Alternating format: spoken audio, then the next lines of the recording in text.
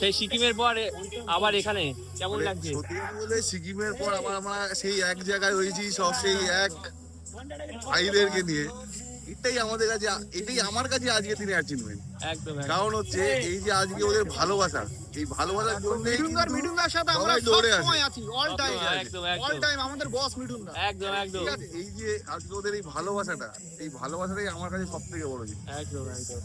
কারণ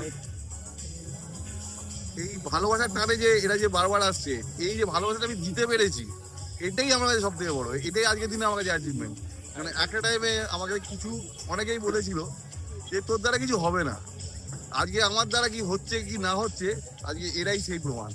এই ভালোবাসায় দৌড়ে দৌড়ে মিঠুনদা একদম অনেক দূরে যাবে, আর আমরা মিঠুনদার সাথে অল টাইম আছি। একদম। আজকে সত্যি কথা, মিঠুনদার মতো লোক থাকলে কোনো কথা হবে না। একদম। আজকে আমি যে এই যে একটা নতুন একটা যে মানে ক্লাব তৈরি করতে পেরেছি বা এই যে এগিয়ে যাচ্ছি, আজকে পুরো ব্যাপারটাই কিন্তু আজকে এই ভাইগুলোর জন্য। এরা যদি আমার সাথ না দিত তাহলে আমি হয়তো একা হয়ে যেত, আমি এগোতে পারতাম।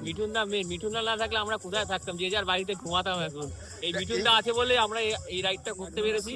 আর আমাদের হচ্ছে অ্যাচিভমেন্ট হবে হচ্ছে নেক্সট ইয়ারে অরুণাচল প্রদেশ।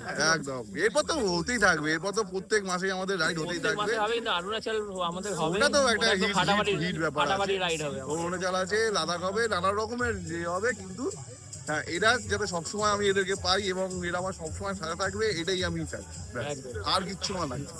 জীবনে অনেক কিছু হারিয়েছি কিন্তু আমরা অনেক কিছু পেয়েছি, এই আজকে এই ছেলেগুলোকে পেয়েছি, এইটাই আমার কাছে সবথেকে বড়। আমরা বসকে পেয়েছি আমাদের। একদম আমাদের বস। ঠিক আছে, চলো। চলো।